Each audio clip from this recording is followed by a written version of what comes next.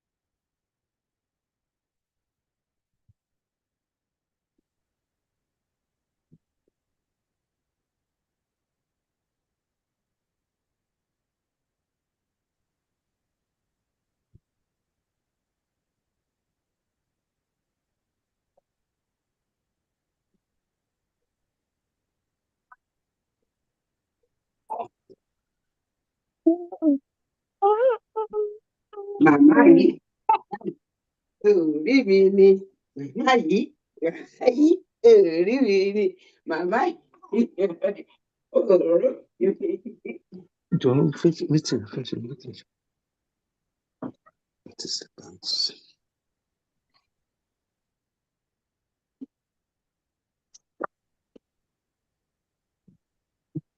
Okay.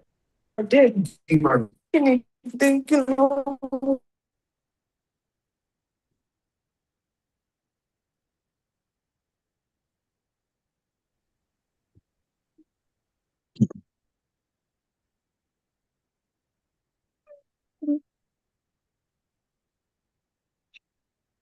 I'm talking to.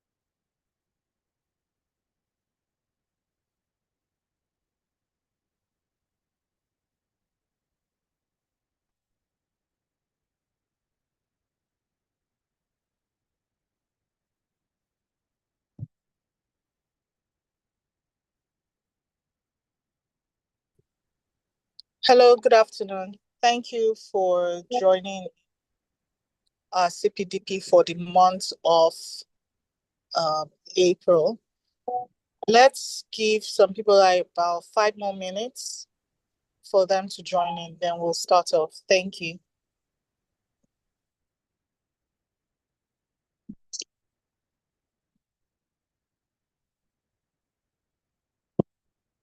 John.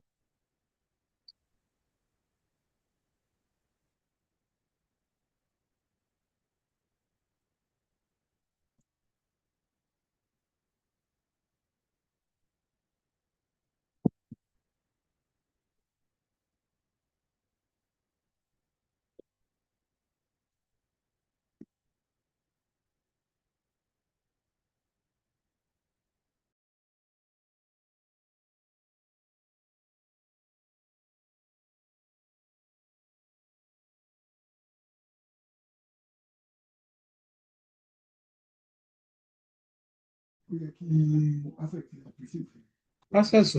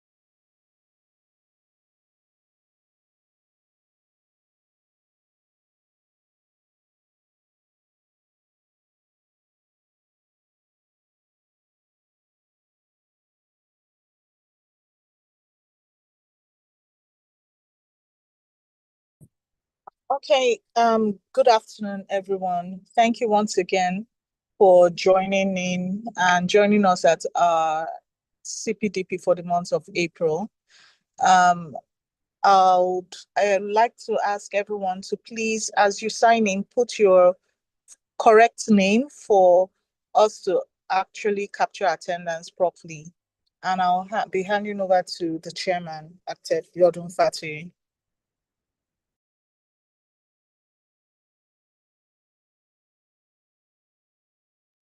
Thank you very much, our General Architect Adaku Guamina.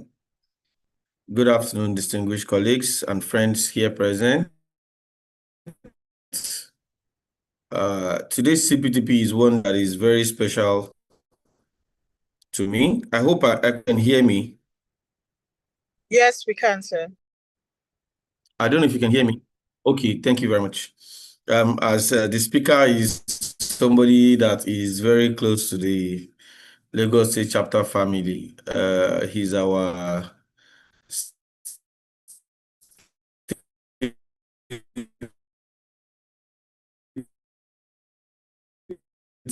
treasurer, public.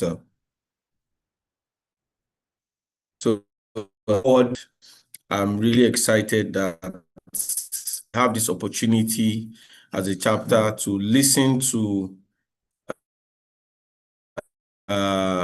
interpretations, which is very interesting. Lagos has a lot of grounding strategy, in the city's very informal dynamics, the coastal geography, economic intensity, and the layered history. Lagos isn't just growing, is densifying unevenly, and expanding in ways that is really beyond projections. We need to look at how we can take advantage of the adaptive reuse of Lagos as a metropolitan city. We need to understand its urban realities, which has a mix of colonial era districts, industrial corridors, new and old industrial corridors, emerging zones, informal water communities like Makoko, and of course the formal water communities, like the Banana Island and Co, and the island sitting around.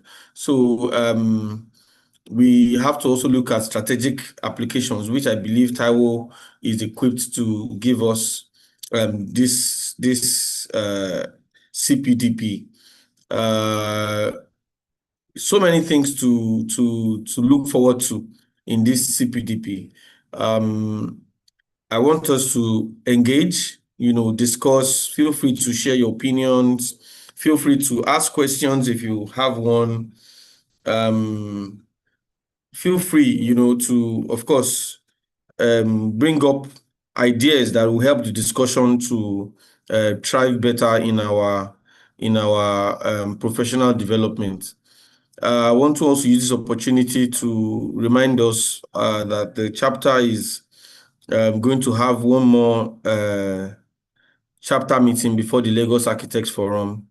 We are in full gear preparing for the Lagos Architect Forum, and we hope that everyone here will be present physically at the next chapter meeting. And of course, most importantly, again, at the Lagos Architects Forum. It will be nice to plan, ahead to be there for that 3 days at the National Theatre, which I think is another example of what we are talking about today. Look at the National Theatre. They have revamped it to something that I think all of us would be interested to see. We also have, sitting beside it, the National Stadium that is derelict and abandoned. So these things we need to start picking up from somewhere. And this CPDP is something that we are going to use as a pivot, to start talking to government about keeping our heritage in buildings, which is similar to what we discussed at the OML in Ikorodu. I'm sure Taiwo is going to take us on a very, very interesting ride this afternoon.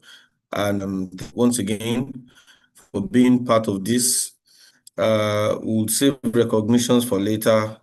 And I will hand over again to the General Secretary for introductions of the speaker. Okay, thank you very much. I'll take the bio of the speaker.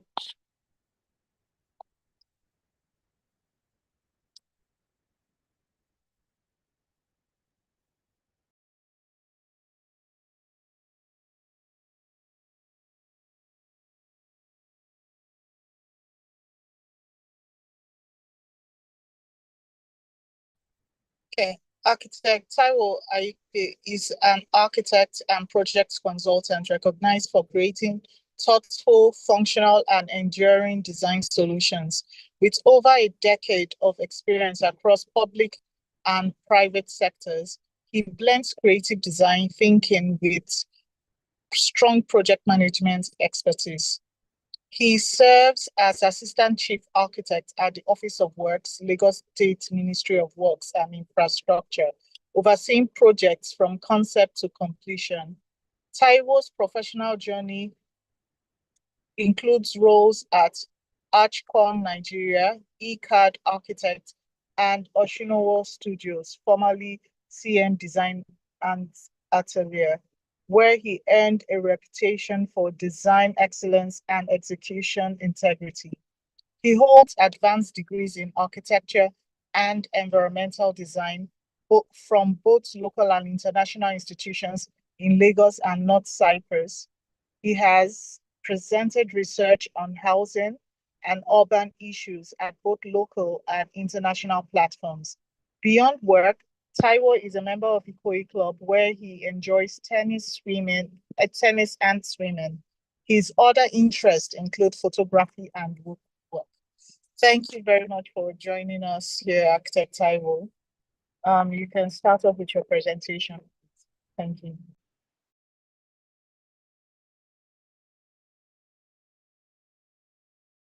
Thank you very much.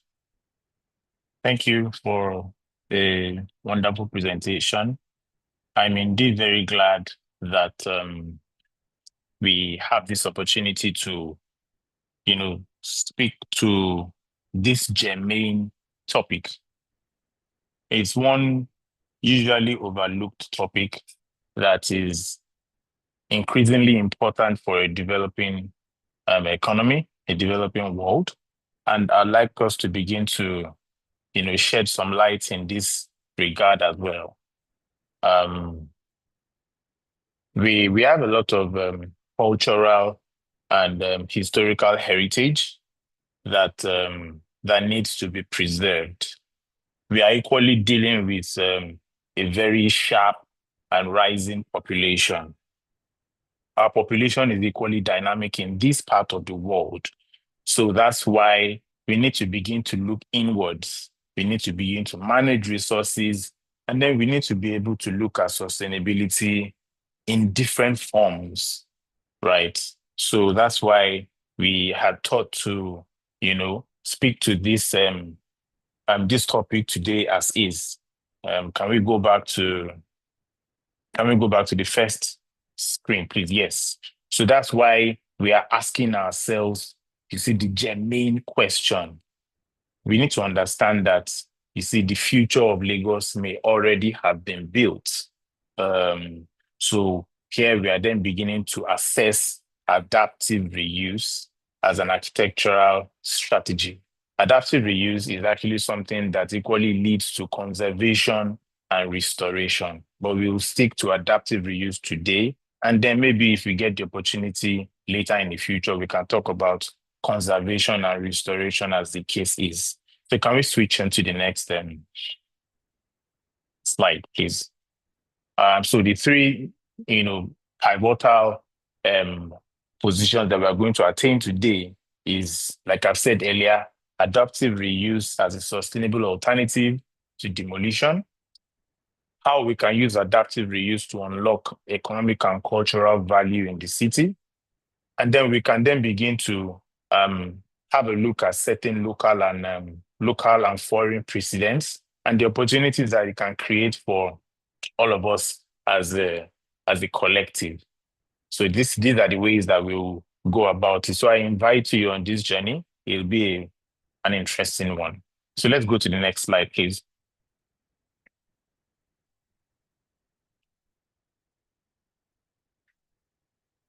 Yes. So we are starting with Lagos as a context. Yes, we are in Lagos, and I don't want us to be tired of hearing about Lagos, but we really have to talk about Lagos.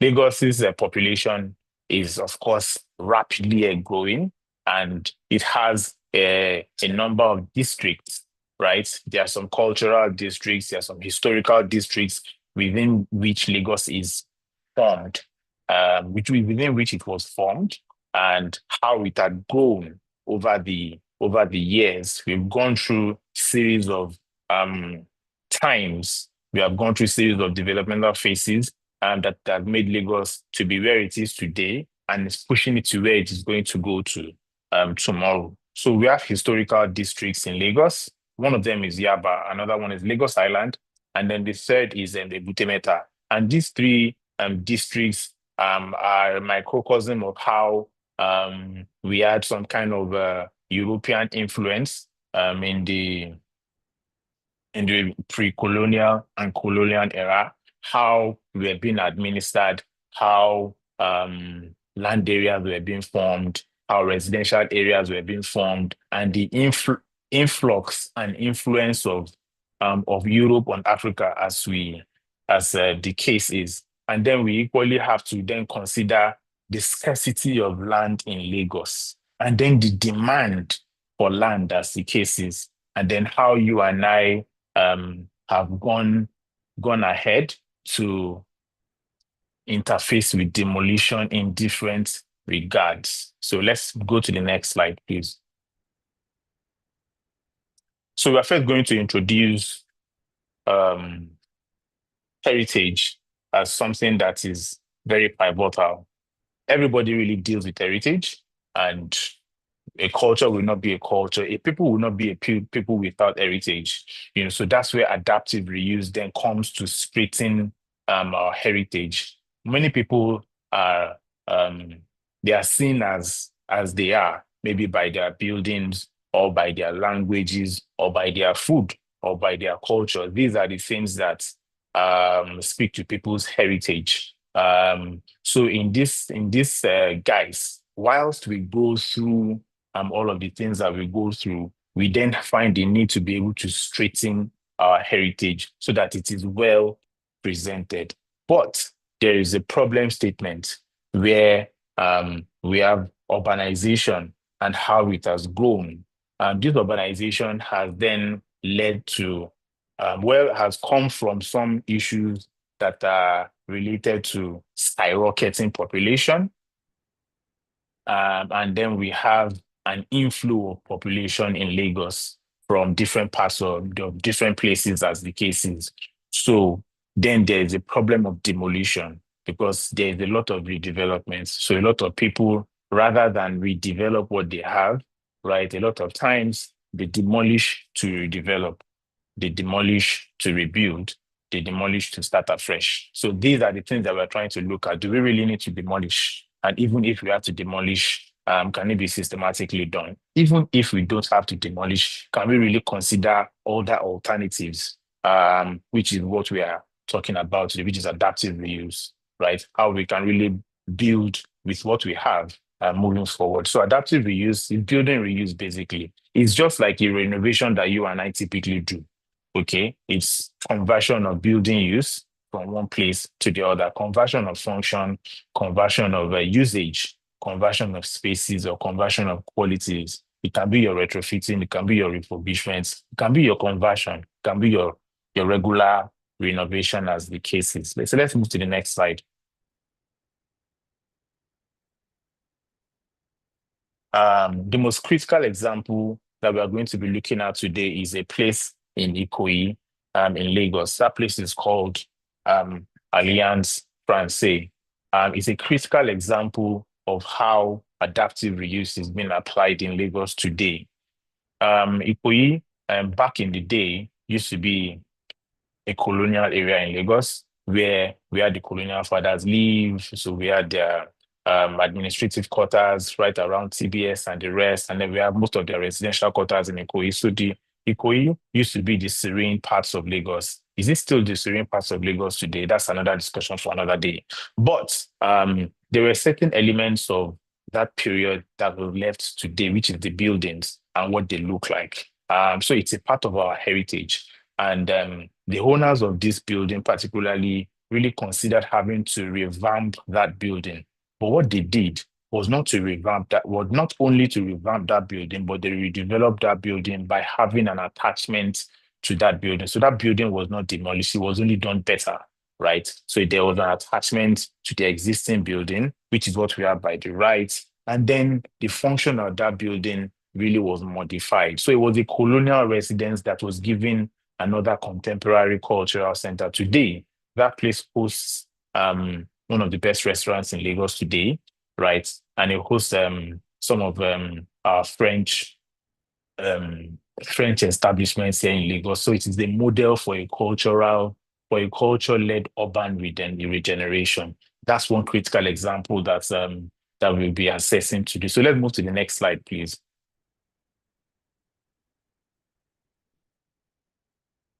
So the context here is that you see the energy that is being used in carrying out all of these buildings, right from the material usage to the economic, social, and environmental implications, all of these things are being embodied already, right?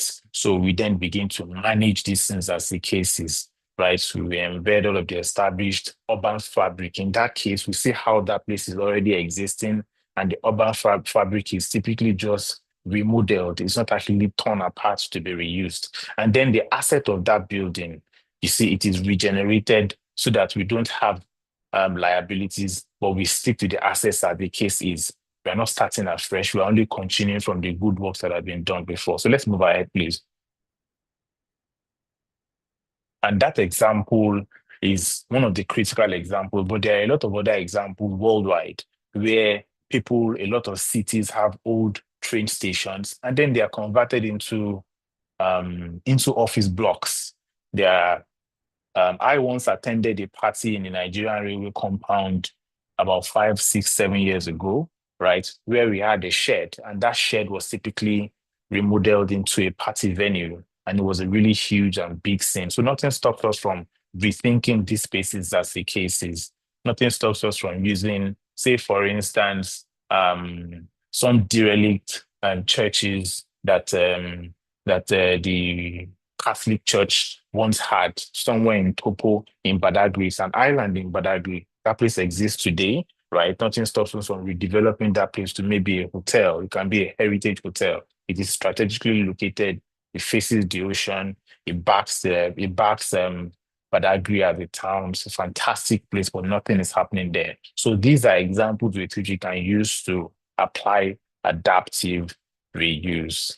So let's move to the next slide, please.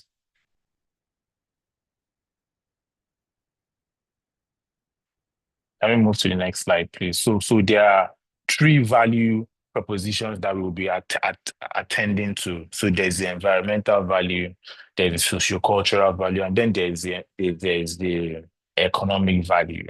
Right here, we are going to be preserving all of the historic buildings that we've had long term. We're going to maintain our heritage as a significant, like we have talked earlier. We're going to reduce demolition waste and all of the landfills here. We're equally managing our carbon emission.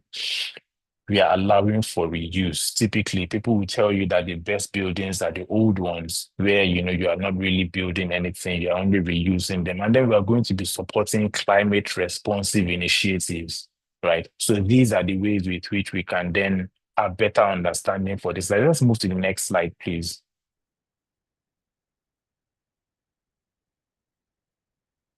The economic value here is something to consider as well, right? The capital expenditure that we are going to be using to build afresh really can be cut, right? Because we are going to be reducing the amount of funds we are going to be putting into a new building, right? As against having to just renovate or refurbish as the case is. This equally speaks to our timelines, a shorter project timeline. You and I know how difficult projects really become when you have time overrun and the rest. But if these projects are well managed, you have a shorter timeline, you have a viability for SMEs and creative industries, right? Today, Nigeria and particularly, well, Lagos and particularly Nigeria has a buoyant economy.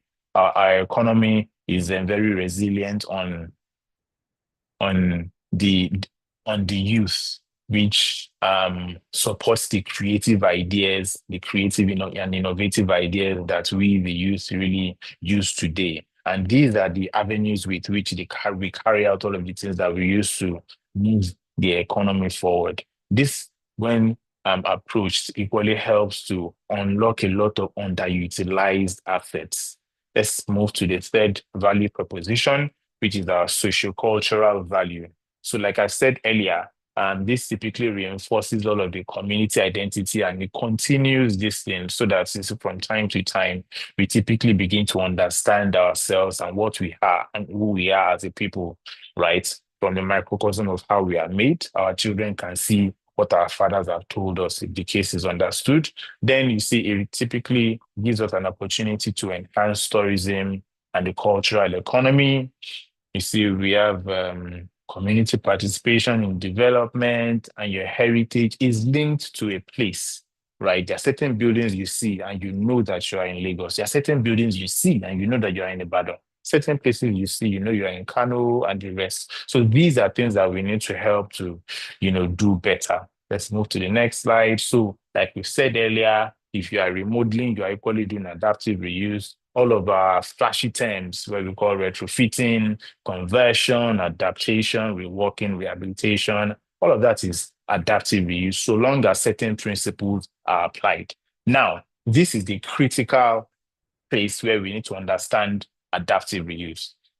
And the most critical form in adaptive reuse is the third one we have on the table, which is the building mass. All of the other things that we have here are equally very important, but I'd like to focus on the building mass, where you have one building and you are building your new building over your existing building, or you are building within, you are building around. We are going to share examples.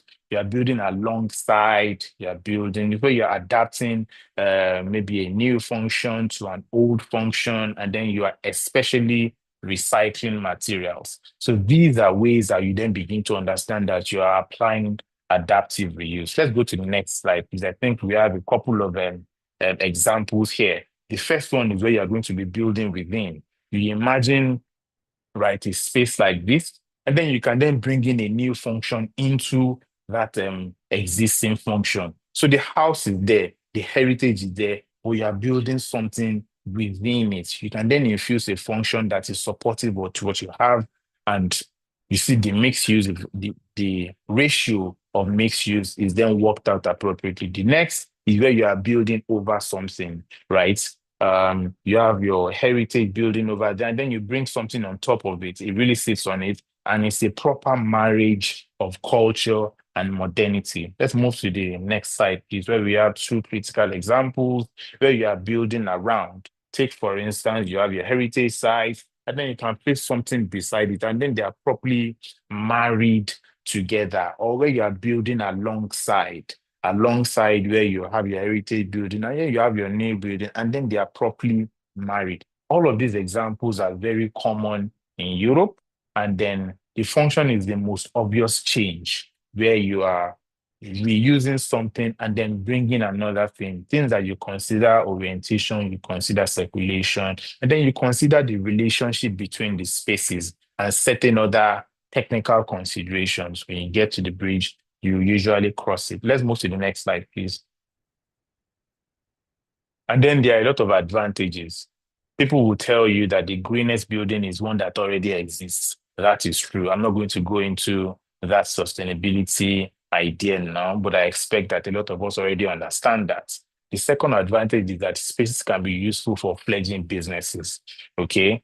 You have small businesses, you have MSMEs, and these are spaces with which they can thrive, they can survive. You have environmental sustainability. This ticks that box. You have your economic sustainability as well. It helps you to sort out legal issues. You have your zoning issues. You have design construction constraints and the impact and how they are managed. Let's move to the next slide, please. And then we have critical examples, like we've talked about the first one in Ikoyi. There's another critical example in Yaba. There are a couple of other ones internationally, but I'd like us to focus on adaptive reuse examples in Lagos, Nigeria, so that we see how these things are being done and how we too can begin to consider these things as a solution or a strategy. So let's move, please. So yes, this is the first one that we've talked about. I dare say that this is one of the most critical examples of adaptive reuse in Lagos, Nigeria. If there are other ones I really like to know so that I can learn. You can see the face with which this building transformed. It's called the Maikadinoga Center. It's a new Alliance Française de Lagos in Ikoyi, right? So we see what it used to look like in the past and how the architects and developers have managed to maintain the building's identity as the case is, whilst you see they blend another structure to that. You see how beautiful it looks, how well managed, how the marriage is so well done. I give kudos to the architects because they really did a fantastic job here. Like we said earlier, whole fantastic events. They have a fantastic restaurant. It's a good place to be in Lagos and Ikoyi. Let's go to the next slide, please. So yes, we've talked about all of this. It's a colonial residence. It now has a theater, it has a gallery, it supports hospitality, it maintains historical, the essence, and then it's a cultural anchor in Lagos, in Ikoyi in Lagos. Now, this is another critical example. Luckily, I grew up in this area. Whilst I used to go to secondary school in St. Gregory's College, this is the bus stop with which I used to come home to every evening for the period whilst I was in day school. This second picture right in the middle is the bus stop, right? And then we have the first picture there. It's a very old colonial era cinema. Whilst I was a little younger, I attended a couple of film shows in this place, but over time, the function of that cinema really could not be sustained. And we see that a couple of people had decided to redevelop that place. So we see how they had maintained the character, maintained the identity of the cinema, but they had built something on top of it. This project was handled by a very experienced architect, Rotsi Delano, and I know that he had done a lot of effort in maintaining the identity of the cinema. And then they brought, like we said, the new function. I think it's a residence. It's called Casino Apartment now. They have strategically placed the new on top of the old, which is one of the approaches that we talked about earlier. Well managed. It's a fine approach to the 1960s cinema. It's been adapted to residential apartments. So this is the catalyst in Yaba's urban regeneration narrative. You and I know today that Yaba is a key component of the growth of Lagos today. Let's move to the next slide, please. And then we have a couple of examples, a couple of foreign examples in London. We have some of them from Ontario in Canada. So we've seen how these spaces had been remodeled, how it can actually even be from you to attach, nice small things to big old things. How you manage the identity, how you manage the interior space so that you are bringing one function into the other without having to drop the whole, right? You see how they've applied structures to these buildings, how we have converted industrial buildings, how you have converted your railway infrastructure, your museum infrastructure, and how these lessons can be applied in the Lagos urban conditions. So there's a lot of global precedents. And then the strategic opportunities for you and I as architects abound. You have a lot of underutilized spaces in Lagos. You have a lot of obsolete spaces in Lagos. You have a lot of colonial administrative and institutional buildings in Lagos and other parts of the country. So the opportunity is there. And then the role of the architect in this instance for you and I is to be able to lead that multidisciplinary coordination. Then we do a lot of advocacy, which is what you and I are doing today. Do a lot of advocacy in protecting the heritage. Then we develop the innovative design responses for these things so that we can then begin to balance economic and cultural responsibility as architects. That's where you and I come into play. Let's move to the next slide, please. So in conclusion, I really want to let us understand that adaptive reuse is a critical tool for sustainable urbanism. it offers environmental, economic, and cultural benefits. It equally positions architects as the key agents in urban transformation. And then it can help us to present the future of Lagos as an intelligent, reuse existing asset. Thank you very much. So yes, I'd like to give credits to Delano Architects, Baron Architecture, and Estate Intel, Herzog and Emporian. So these are the places with which I got all the information with which I have used in presenting them this information. Thank you very much.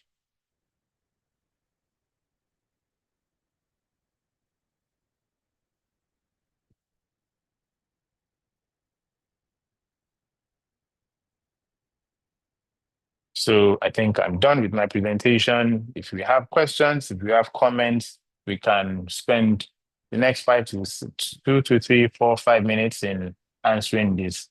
So I equally thank the Nigerian Institute of Architects Lagos State chapter for giving us the opportunity to present on this topic. I'm indeed very grateful. Thank you so much. The architects were captured in his of the presentation, where so the people responsible for it's very insightful. I don't know if you have your comments, please indicate by either raising up your hands or typing them out. Okay, sorry, I think we have one question here. We have a question that says, does government have deliberate policy in driving these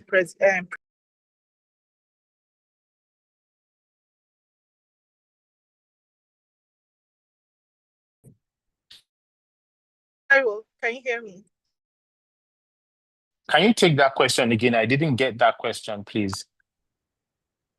So does government really have deliberate? I didn't get that afterwards. No, like does government, I think what the person is trying to say is if government has policies preservation. Yes, the government does have policies in place for these things. I had once worked in collaboration with the Lagos State Ministry of Tourism, Arts and Culture, yes, MTAC. And I'm aware that there's something in place in this regard where there's protection of listed buildings. There's actually a register for listed buildings in Lagos, and then there's a need for protection of these buildings. I have actually seen a list of these listed buildings, and I know that the government has deliberate effort in doing that. Now, can it be done better? Of course, yes. But this is where collaborative effort then comes to play. Those of us in the private sector and those of us in the public sector are encouraged to come together to partner so that we can strengthen the efforts of the government. Okay, thank you very much. I don't know, do we have more questions, please?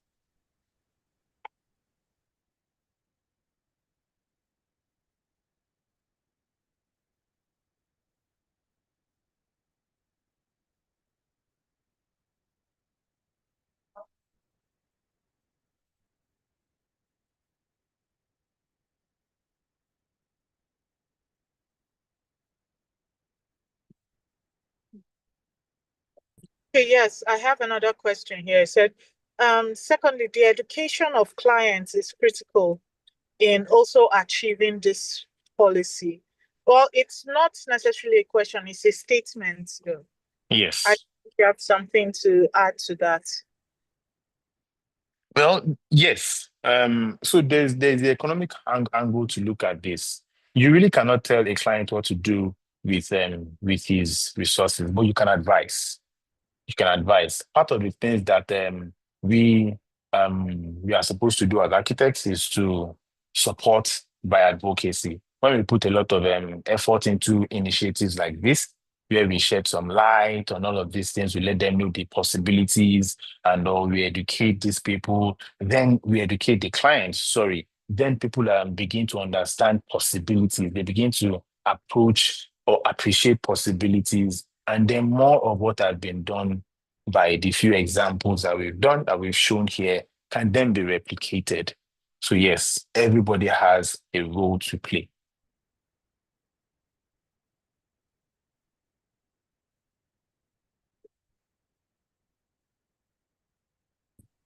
Okay, thank you. I can't see more questions. If you have any question, you could, if you don't want to type, you could also raise up your hand, please.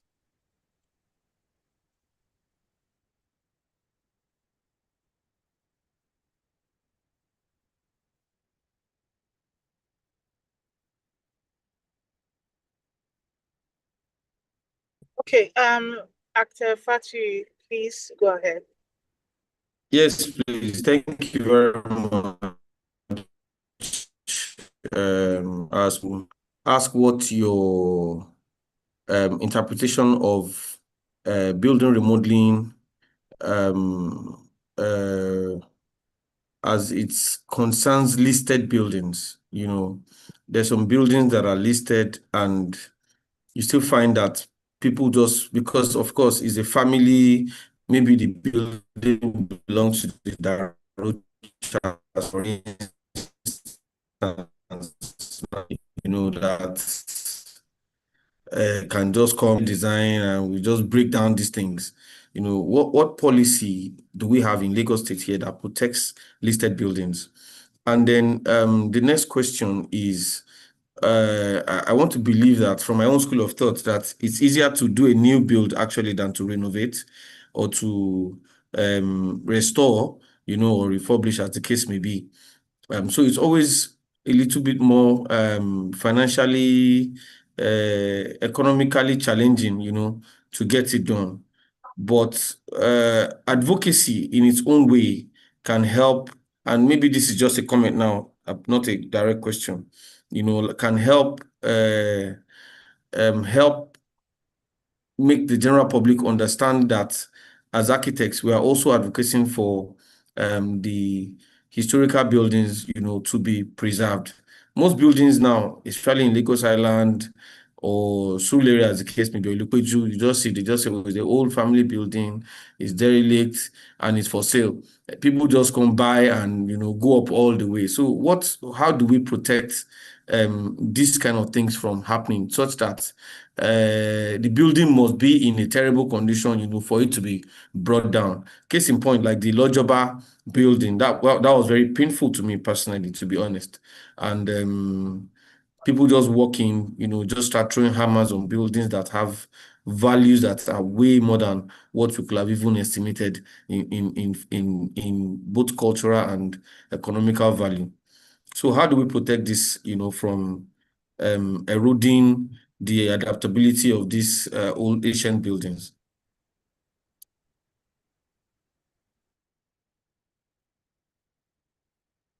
Okay, thank you very much. I'd like to start with yes, policy protection. So like I said earlier, I really may not have in-depth knowledge as to the policies that are in place, but I'm aware that there's a federal agency who protects these assets. Whether they are now doing it enough is what I shudder to understand. I'm aware that the Lagos State Ministry of Tourism, Arts and Culture had a couple of years ago initiated a pilot project to redevelop some programs, some buildings, some historical buildings in Badagry. The idea was for them to start from Badagry and its rich historical context, and then redevelop it into other historical places in Lagos. So I'm aware that the government has done that, has initiated that. Do they need to continue and do more? Yes. Are they doing enough? No. And so these are the places where you and I may then begin to, like I said earlier, right, put a bit of effort into advocacy, share the knowledge we have. So you never can tell. Maybe someday, somehow, right, some of these buildings, just like as it's being done with the National Theatre, maybe something like that is going to be done with the National Stadium and a lot of public assets, the federal assets, the state assets we have in Lagos, and then these things can then be brought back to life. So that's on policy protection. Another thing that I think that can be done for policy protection is for you and I to engage our representatives, engage our representatives, engage our representatives in the houses of assembly so that you see we can begin to push these people to make laws. These laws can then be done to strengthen the already existing narrative so that we can begin to achieve these things. So there's a lot of the spectrum is broad. The more, the merrier. Architect Uduak equally asked about Yeah. unforeseen challenges. Wanted to come to the question, please. Okay, let me read out the Okay. question. Okay. Yes. I've seen that already, so that's why I was going there straight. Okay, because the other questions, but let's Yes. read and get to hear it as well. Are there unforeseen challenges with the adaptive reuse of buildings as architects in Lagos? Yes. Yes. With any kind of building innovation, there are unforeseen challenges. So when we were talking about the approach type, we've just focused on, and because of time, we only focused on the massing and how we build within, we build above, and all of that. There are strategic, if you can go back to the 14th slide, there are other technical considerations that speak to these things. These things really have to be looked at critically. There's fire resistance, there's thermal performance, there's acoustic performance, there's damp penetration, there's condensation, and then there's timber decay. All of these things are things that have to be put into consideration. So those are unforeseen challenges. It really may require us to have in-depth knowledge about these things to get into a space like that, you know. So there are certain installations that we really may have to do. There's certain knowledge that we may have to get for us to get it right. But these are things that, of course, can be done. But those are gray areas that really need to be spoken to. When we speak to these gray areas, then I feel like all of the challenges, whether they are unforeseen or foreseen, if you have a better understanding of these things, then you can surmount these issues. Thank you, General Secretary. Thank you. There's another question here that goes, how does adaptive reuse architecture contribute to sustainability? And what are some challenges architects face when repurposing existing buildings for new functions? So as with the sustainability, we spoke with that earlier where we had a look at the environmental values. We had a look at the environmental, economic, and the socio-cultural values. With the environmental, you are really not uprooting things afresh. You're not starting anew, right? You are typically continuing from where you have stopped, right? So you see the impact on the environment is not as invasive as starting afresh. So that is sustainability. The economic value is equally mindful, where the matrices of funding and all of that is there, but it's not as much as you see investing heavily afresh. And then there is social cultural value, because these are the three key areas of sustainability. Of course, there are other smaller microcosms of sustainability, but with the sociocultural argument as well, you see, you are typically maintaining your heritage. You are speaking to your sociocultural values. So all of these are ways with which this speaks to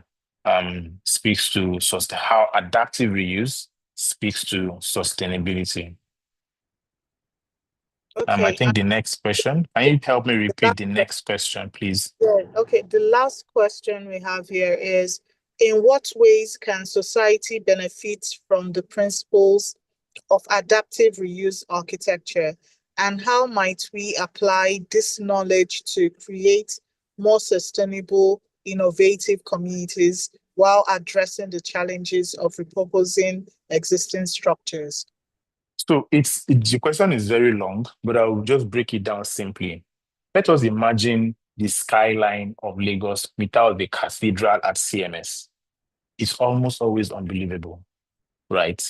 But you know that anywhere you see the cathedral, you know that you're in Lagos. So without that image in Lagos, then nothing is speaking. A few other things may not speak as much as that is speaking. So what we are typically trying to say is that there's a need for us to have a lot more of these cases, the cathedral, and a lot more other buildings that are being demolished, that are being disused, that are being mismanaged. We need to have a lot more of these things so that these things speak to our identity as a people and as a place. There's something called the essence of a place, or you call them the soul of a place. Some people call them the genus loci, right? Where you know that the soul of the place typically calls you. Um, these are the things that support these places or these ideas. You see these places and you know that you're in Lagos. You smell the food and you know that you're in Lagos. You know, the air, the vibe and all of that. So that's how the society can benefit from adaptive reuse, where you are maintaining the buildings that give the identity of that space and you don't let them fall. That's how, these are the few ways with which I can think now that the society can benefit. There are a lot more, but these are the few things that I can think of at this present moment. Thank you. Okay, thank you so much, Architect Taiwo, for that insightful discussion. I'm sure a lot of people have been able to learn a lot from this CPDP, and we hope to actually share, if you don't mind, the presentation will be put up on our website for people. Yes. Actually get on to reach out and read in case they need to revert back to it. It's also available on our YouTube channel rather, which all our CPDPs are there on demand for everyone to get across to. Thank you. Chairman, do you have any remarks before I?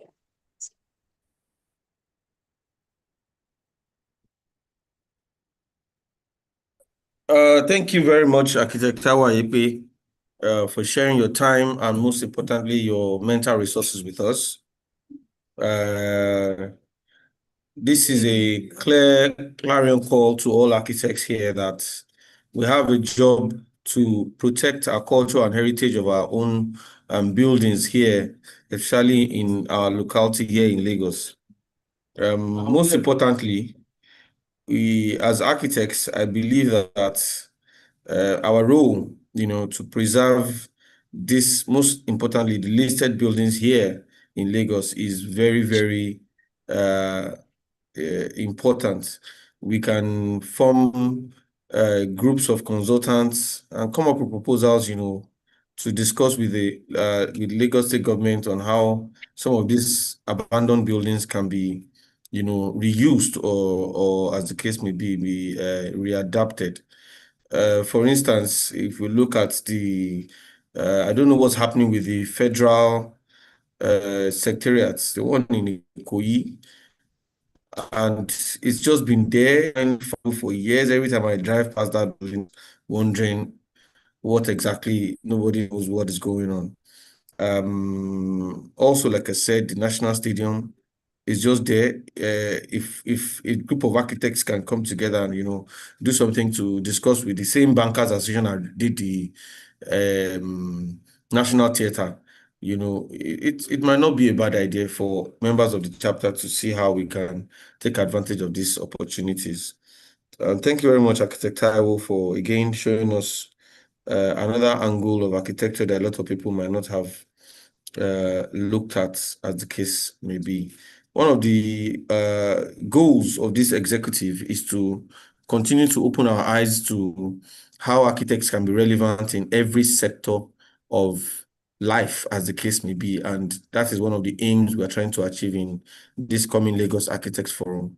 The aim is to also highlight the importance of architecture in the entertainment industry that is booming with billions of dollars every year. And the truth is, as architects, we can also take advantage of the opportunities that come there. But if we don't even know, how to tap it, then how do we explore? So it's good that we all plan to attend our events, our CPDPs, and the general meeting, as the case may be, most importantly, the Lagos Architects Forum. And I believe that every one of this will be good time used, to advance the profession here in Lagos. Once again, I want to thank everyone here on this call today. Thank you for your time. Thank you for listening to our treasurer, Akizekwa Ayepe. Thank you for your support so far. We're grateful. We look forward to seeing you again at this meeting. I'll just hand over to the secretary to give a final remark. Thank you. Thank you very much. Like I said, thank you again for the presentation and joining us. The chairman has already mentioned we'll be having our next business meeting last Thursday of the month, and we'll be looking forward to seeing you at the Lagos Architects Forum 17.0. We're having the event this year at the Wole Soyinka Center of Art and Culture, formerly known as the National Art Theatre, May 6th to 8th. And on the 9th, we're meant to have a tour. But before then, we'll be having our architects walk, which will be announced in details at the business meeting. The architects walk is meant to take place on the 1st of May. So thank you for joining us once again for our program. And we look forward to seeing you at our next business meeting. Thank you very much and take care. Thank you, everyone.